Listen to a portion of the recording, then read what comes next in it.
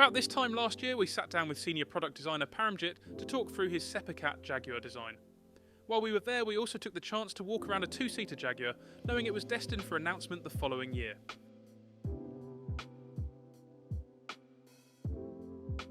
So this is the starboard side of the T-bird. As you can see, there is no gun fairing here, so that presented not another challenge, but just another step in terms of design work. All this bit had to obviously be nice and smooth. So on the single seat, it was designed with the gun fairing, and then I had to do another one with this bit all smooth, which does prevent some challenges, but obviously trying to get this all smooth was the main aspect and the most important part of it. So panel lines and everything like that are different on the T-bird, so obviously compared to the single seat, so I had to obviously understand that and get that right. You can see slightly here where the bottom of the cockpit floor is, so using the outside of the lines, trying to understand where the cockpit floor and everything goes, so where the bulkheads and everything line up, trying to figure that all out. That was obviously very crucial in understanding on how the T-bird works for the internal configuration. Landing gear thankfully was in the exact same place, however I did have to sort of change the way it sort of goes inside the two-seat cockpit and stuff like that, just because the cockpit floor is very low for the front of the cockpit. The rear cockpit is the same height as the single seat, but you can see here it drops down considerably, and the space over here does get a lot more tighter. So although I did manage to use the same parts for the single seat as well as the two seat, it did present a few challenges around this area, just trying to get that all sorted out.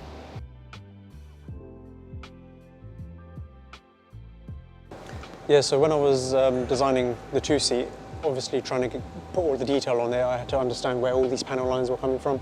Seeing it in person is always a big plus to understand where it goes and how it comes out. And obviously quite a handy thing here is that there's a panel line right in the centre for most of it, so there's not too much cleanup because obviously you've got two halves of a nose coming together. The only sort of cleanup you need to worry about is here. And with the use of slide moulds, you get all this rivet detail and the panel lines come out nice and crisp, which is quite a handy thing. Something I was very keen on, adding slide moulds onto the nose, so you're not having a separate bottom piece here, which makes it a lot more difficult. Some cases it works out quite well, in other cases it doesn't, and this is the case where slide moulding is very, very useful in this area, just because you would have a split line coming all the way over there, and the panel line details and the aerials over here would have become a lot more difficult to achieve. Yeah, and this bit here as well, same on the single seat, is that there's a slight bulge that goes on the side of the canopies as well. That obviously had to be replicated, and then getting this correct split line was a bit of a challenge as well. The windscreen is not the same as the single seat. It's slightly different. I believe the two-seat one is slightly longer in terms of the windscreen. And obviously the position shape is different. Here is the angle of attack indicators. This helps the aircraft understand what angle it's at. With all these little tiny holes here, all aircraft have this. So when I came to designing this, I couldn't obviously go with the same length because it was too high, and I couldn't do this as a separate part because it was far too small. So you have to make it a bit more thinner, a bit more thicker than you would like, and couldn't go as tall. So it had to be slightly smaller, but that's just limitations. If I tried to do it exactly how it was in the scale, it just wouldn't come out. You get short shots, or you end up breaking it off. So that's one of the limitations of injection moulding and the process that we sort of go through in this scale. Here there's another probe. I remember calling it like a hammerhead probe because it's just the way the shape is. So in the scan data, it's very hard to get this sort of detail from the scans, so photos and just measuring it out are very invaluable. again, trying to replicate it in the scale is very difficult, so you just try and do the bare minimum or bare basics, just because you can put so much time and effort into it, but it's just not worth it. So you just try and get the basic shapes and stuff like that. And my main concern was trying to get a good, nice location over here. So again, because of the slide moulding, you get all this panel line detail, and it's not like blurred or anything like that. And you get a nice, decent location with a nice circular joint here.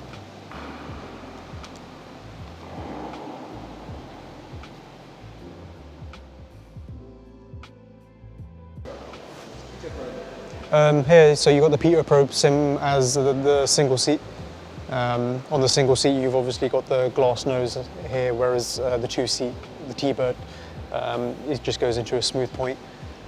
I had to, again, try and get the tangency correct, understanding where the panel lines are. You have the rough idea on scan data, but again, you need to see it in real life to understand where the break points and everything are, just so you can get the correct shape, geometry, and detail.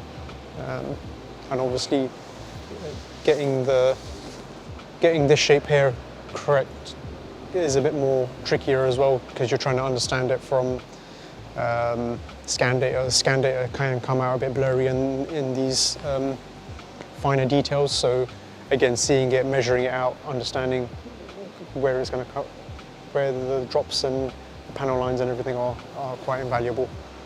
But hopefully it's all come out pretty well. I'm quite happy with it.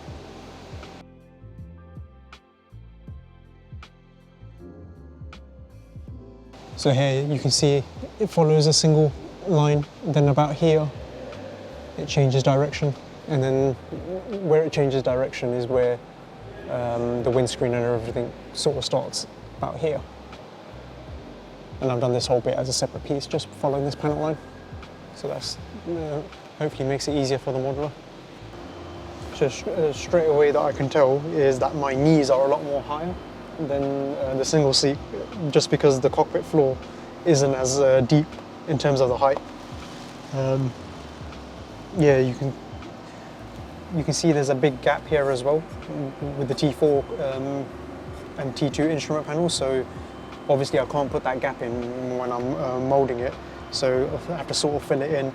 The angle is a bit funny compared to the instrument panels, dials and stuff like that. So trying to get that all mouldable was a little bit tricky, but thankfully we had scan data to try and alleviate that. Thankfully you had the scan data that you gave, that gave that all that information. Good, yeah, that was worth it. Yeah, because obviously there's gaps here and stuff like that here, isn't so? But you can't obviously do that. You have to fill it in.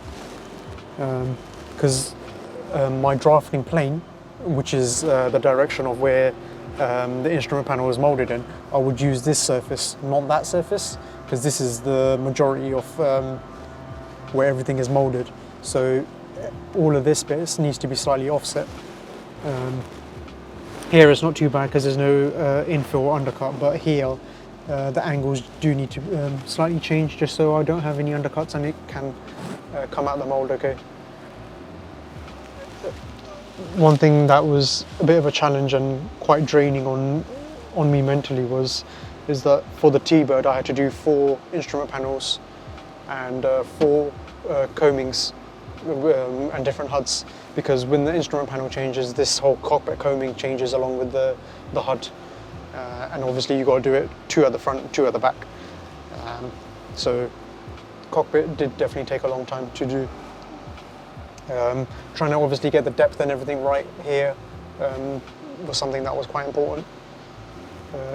Getting all this information, obviously these bits here I couldn't put on, but what I did manage to do is just get the basic shape, but none of the information here, just because in 48th scale you wouldn't be able to get that information into it.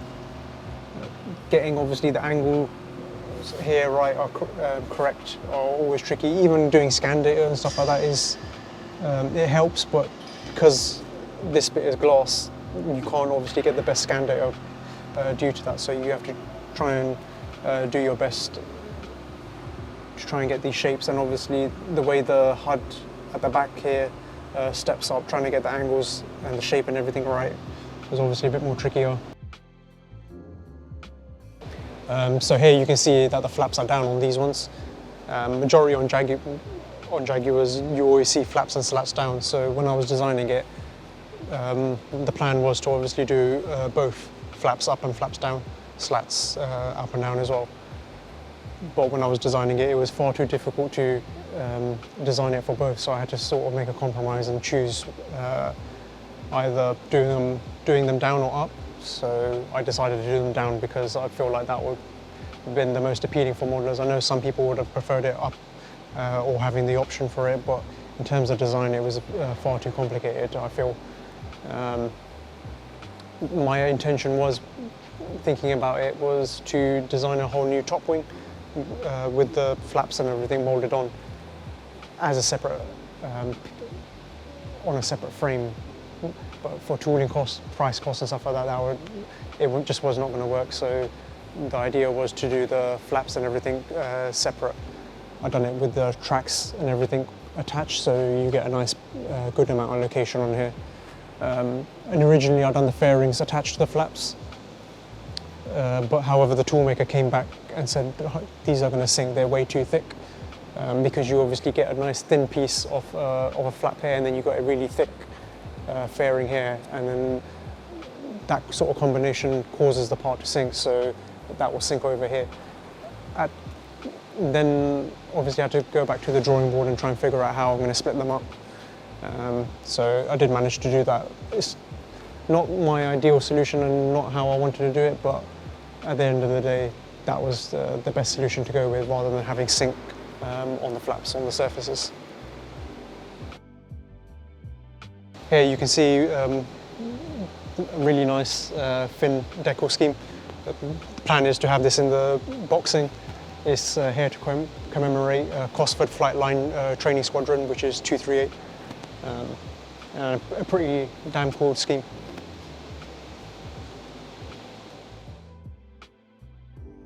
Here, exact same aircraft, but on the other side is just here to commemorate the 80th anniversary for RAF Cosford, which is the Flight Line Training Squadron.